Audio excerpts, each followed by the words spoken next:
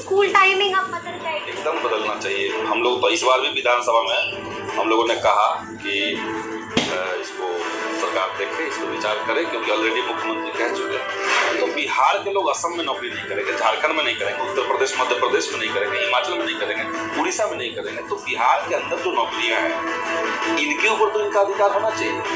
प्रश्न पत्र आप रख रहे हैं, आंसर की रख ले रहे हैं, सब चीज आपके पास है। तो कोई अभ्यर्थी कैसे क्लेम करेगा? ये पूरा चीज इतना घटाटोप बना दिया गया है, इसलिए। और ये बीपीएससी ने भी किया कई बार, और ये टीआरई 3 में हो रहा है, ये अच्छी बात नहीं है। सरकार को चाहिए कि इस पे हस्तक्षेप करें। आप हम तो करें, बिहार के अभ्यर्थियों को ये भी आवाज उठानी चाहिए, क्योंकि लगातार बाहर के जो पड़ोसी राज्य हैं सभी जगह पे वहाँ के लिए इंटरनल रिजर्वेशन लागू हो रहा है, तो बिहार में भी डोमिसाइल लागू, इसके लिए भी आवाज उठनी चाहिए। सब लोग चाहते हैं कि उनके नजदीकी जिले में जहाँ पे वो सेटल हैं, औरंगाबाद का आदमी क्यों चाहेगा कि हम पटना में आकर रहें? औरंगाबाद में चाहेगा, औरंगाबाद में उसको पीछे क्या दिक्कत है? यानी कि आप ये कह रहे हैं कि मनचाहा जिला सबको मिले। हाँ, और बल्कि हम तो इस बात के पक्षधर हैं कि आप एक नियम बना दीजिए कि अपने घर से मैक्सिमम कोई जा सकता है दूर, तो 40 किलोमीटर 50 किलोमीटर, इससे दूर किसी का पोस्टिंग नहीं होगा। और जब माननीय मुख्यमंत्री जी ये बात कह रहे थे सदन के अंदर, तो बगल में दर्शक दीर्घा में उस विभाग के अधिकारी बैठे, उन्होंने सुना, अखबारों में नहीं पढ़ा, उन्होंने सदन के अंदर मुख्यमंत्री को बोलते हुए सुना। इसके बावजूद अगर ये लागू नहीं हो रहा है तो क्या चल रहा है? क्या चल रहा है? हम कैसी सरकार है? नमस्कार, हमारा नाम है समरीन हो चुकी है और आपको मालूम है कि अब अभ्यर्थी लगातार वन कैंडिडेट वन रिजल्ट की मांग भी कर रहे हैं और अब तो जनाब बात आंदोलन की भी हो रही है।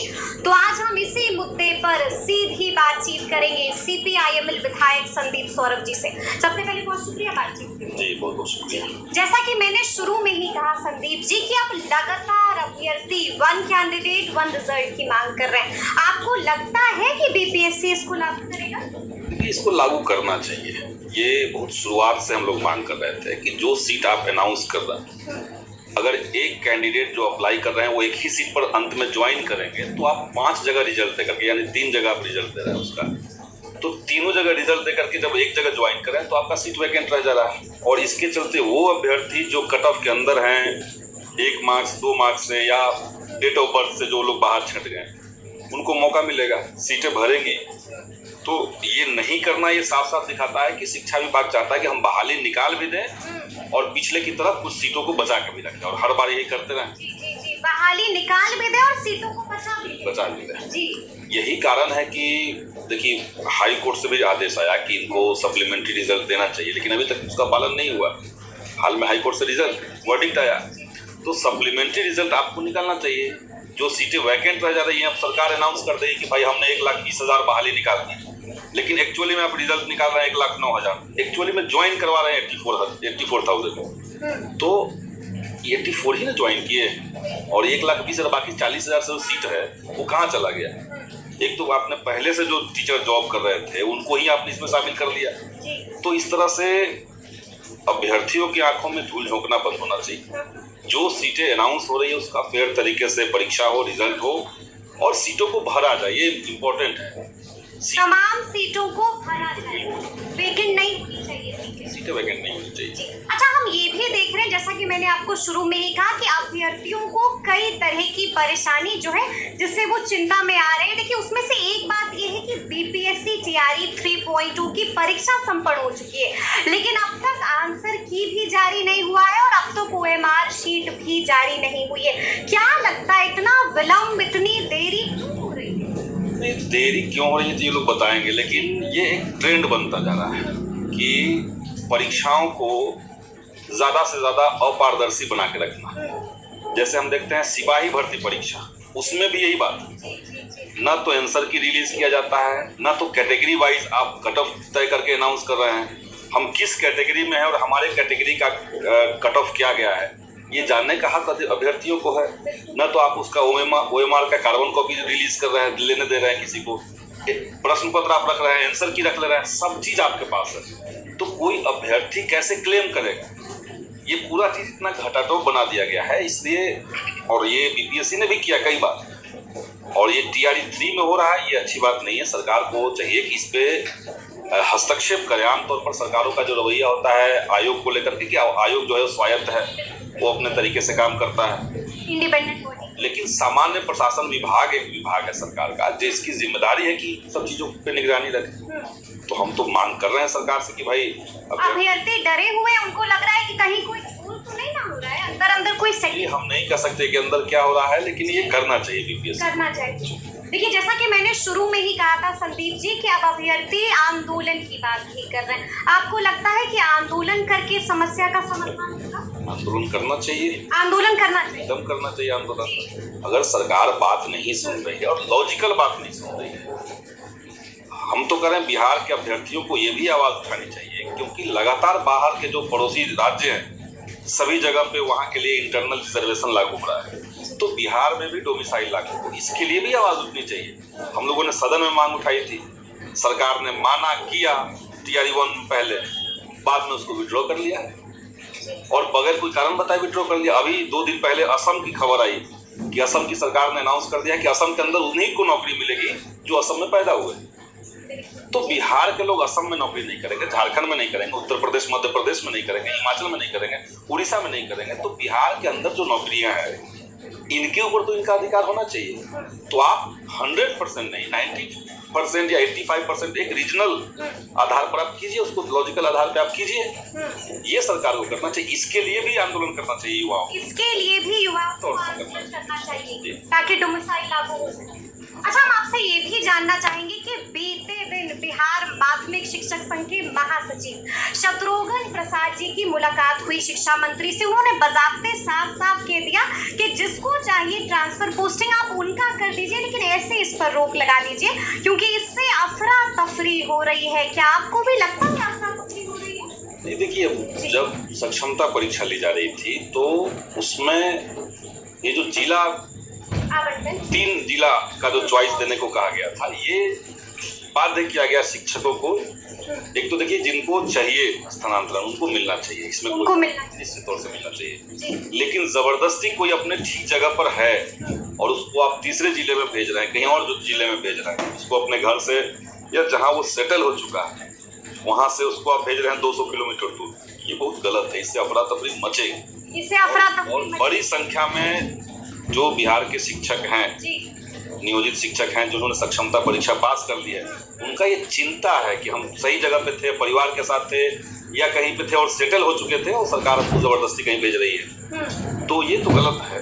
हम तो चाहेंगे सरकार को कि ऐच्छिक स्थानांतरण किया जाए, ऐच्छिक स्थानांतरण किया जाए, जिसकी इच्छा हो वो जाए, उसके हिसाब से आप अपना कैलकुलेशन कीजिए और एक साथ उनका आवेदन लीजिए और उनको कीजिए सीधी।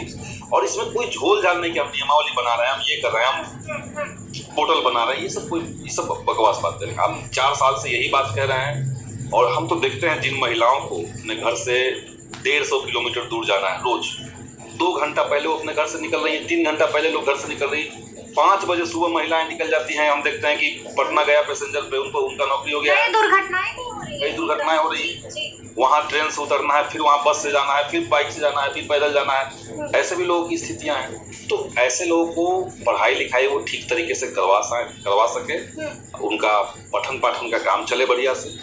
देखिए, टीचर है तो उनको पढ़ना भी पड़ता है और पढ़ेंगे तो बेहतर टीचर रहेंगे, तभी क्वालिटी मौका मिलेगा तब तो। 5 बजे घर से निकलेंगे, रात में 9 बजे घर पहुंचेंगे, तो क्या पढ़ेंगे क्या पढ़ाएंगे? तो ये सरकार को, ये विभाग को सोचना चाहिए। इस संबंध में हम लोगों ने कई बार विधानसभा के अंदर सवाल किया, हंगामा किया, सरकार का लिखित जवाब आया, लेकिन इसको अभी तक किया नहीं गया, इसको अभी तक एड्रेस नहीं किया गया है। अच्छा, एक और समस्या है, 40 से जो कम उम्र के शिक्षक हैं वो काफी डरे हुए हैं, उनको डर सता रहा है कि कहीं उनकी अनदेखी ना हो जाए, और उन्होंने साफ कह दिया है कि अगर अनदेखी होती है तो हम कोर्ट जाएंगे। तो अगर ये कोर्ट जाते हैं तो ट्रांसफर पोस्टिंग फिर से टल जाएगी। अभी हम नहीं कह सकते हैं कि इसकी अनदेखी क्यों होगी, कोई लॉजिक होना चाहिए कि 40 से कम वाले क्या अनदेखी करेंगे, जिनकी नई पोस्टिंग हुई, जैसे अभी जस्ट TRE 1 TRE 2 से कई लोगों का हुआ है। हमने देखा कि पटना ग्रामीण की लड़कियां हैं, महिलाएं, उनको पूर्णिया दे दिया गया है। किस लॉजिक से आपने दिया पूर्णिया? अब उसमें से कुछ लड़कियां जो हैं उन्होंने नौकरी छोड़ दी, वो कुछ लड़कियों ने नौकरी छोड़ दी जी। कई दिव्यांग जनों को सड़क से दूर अंदर गांव के इलाके में जहाँ खेतों के बीच से होकर स्कूल जाना पड़ता है, वहां पे दिया है पोस्टिंग। हमने उसका वीडियो भी डाला था सोशल मीडिया में कि कैसे छोटा भाई जो है वो अपने बड़े भाई को पीठ पर टांग करके हर दिन सड़क से स्कूल तक पहुंचाता है। वो उसका भाई स्कूल में बैठता है और फिर जब छुट्टी होती है तो टीचर को लेकर के आता है, फिर रोड पे बाइक पे बैठाता है, फिर घर लेके जाता है। ये स्थिति हुई। तो ये दिव्यांगजनों के साथ स्थिति है। तो इसमें 40 साल से कम का नहीं करेंगे, ये कोई मतलब नहीं है। अगर मनसा ठीक है और सब लोग इस जगह नहीं रहना चाह रहे हैं, सब लोग ऐसा नहीं कि पटना में सब लोग रहना चाह रहे हैं, ऐसा नहीं है। सब लोग चाहते हैं कि उनके नजदीकी जिले में जहाँ पे वो सेटल हैं। औरंगाबाद का आदमी क्यों चाहेगा कि हम पटना में आके रहें? औरंगाबाद में चाहेगा, औरंगाबाद में उसको दीजिए, क्या दिक्कत है? यानी कि आप ये कह रहे हैं कि मनचाहा जिला सबको मिले। हाँ, और बल्कि हम तो इस बात के पक्षधर हैं कि आप एक नियम बना दीजिए कि अपने घर से मैक्सिमम कोई जा सकता है दूर तो 40 किलोमीटर 50 किलोमीटर, इससे दूर किसी का पोस्टिंग नहीं होगा। या वो जहाँ चाहता है उससे मैक्सिमम 40-50 किलोमीटर का रेंज, इससे ज्यादा नहीं, इससे ज्यादा नहीं जी। हाँ, तो कोई बीटा में किसी का घर है, सेटल है, वो आपने अगर जिले के नाम पे उनको दे दिया मोकामा पोस्टिंग तो कोई फायदा नहीं। तो आप एक रेंज बनाइए, उस रेंज के अंदर कोशिश कीजिए कि सबका हम पोस्टिंग दें। देखिए, जैसा कि मैंने शुरू में ही कहा कि शत्रुघ्न प्रसाद जी की मुलाकात हुई थी शिक्षा मंत्री से और वहां पर बातचीत स्कूल टाइमिंग को भी लेकर हुई थी। आपको लगता है शिक्षा मंत्री ने साफ साफ कह दिया है कि इसको लेकर मुख्यमंत्री से मिलेंगे? लगता है कि स्कूल टाइमिंग अब बदल जाएगी? एकदम बदलना चाहिए। हम लोग तो इस बार भी विधानसभा में हम लोगों ने कहा कि इसको सरकार देखे, इस पर विचार करे, क्योंकि ऑलरेडी मुख्यमंत्री कह चुके हैं। शिक्षा मंत्री ने भी कहा था, शिक्षा मंत्री ने, लेकिन अब तक नहीं बदली है। यही बिहार में सरकार मुख्यमंत्री अब भी कह रहे हैं कि मुलाकात करेंगे मुख्यमंत्री से, कोई फायदा तो बदलेगी। तो सदन में हम लोगों ने तो सदन के अंदर आवाज उठाई, हालांकि सदन नहीं चलने दिया गया, लेकिन हमने सदन में इसकी आवाज उठाई कि उसके बाद कोई बातचीत हुई आपकी भी शिक्षा मंत्री से? ये सब लोगों को पता है, शिक्षा मंत्री सदन में थे जब ये बात हुई थी, ऐसा नहीं कि उनको नहीं पता है। 2 दिन का वक्त भी लिया था उन्होंने। 2 दिन का वक्त भी लिया था। आप लोग के ही माध्यम से हम लोग को सुनाई पड़ता है कि मंत्री जी ने कहा कि 2 दिन हमको समय चाहिए। 2 दिन क्या 2 महीने हो गए? विलम्ब क्यों हो रहा है, क्या लगता है? ये तो वही बताएंगे, लेकिन आप लोग भी चाह रहे हैं कि स्कूल टाइमिंग अब बदले, लॉजिकल होना चाहिए जी। और अब तक अब भी नहीं बदलेगी तो फिर आगे कुछ सोचा है आप लोगों ने?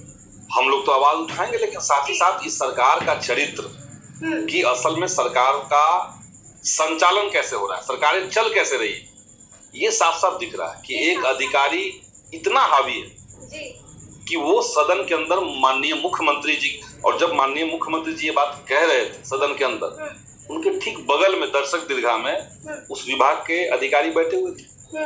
उन्होंने सुना, उन्होंने अखबारों में नहीं पढ़ा, उन्होंने सदन के अंदर मुख्यमंत्री को बोलते हुए सुना। इसके बावजूद अगर ये लागू नहीं हो रहा है तो क्या चल तो रहा है? दिख रहा है क्या चल रहा है। हाँ, कैसी सरकार है जी।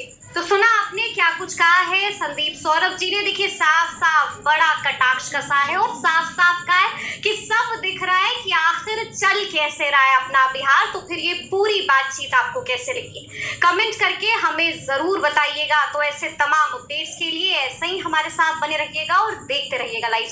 दोस्तों, आप लोगों ने स्पष्ट रूप से सुन लिया यहाँ पर क्या कुछ कहना है संदीप सौरभ जी का। स्पष्ट रूप से सारी बातों को क्लियर किया उन्होंने और स्पष्ट रूप से सारी बातों को पोस्टिंग को लेकर, TREC रिजल्ट, 1 कैंडिडेट 1 रिजल्ट, तमाम मुद्दों पर जो है बातें की। तो वीडियो को शेयर कीजिए। इस वीडियो में इतने, धन्यवाद दोस्तों, जय हिंद।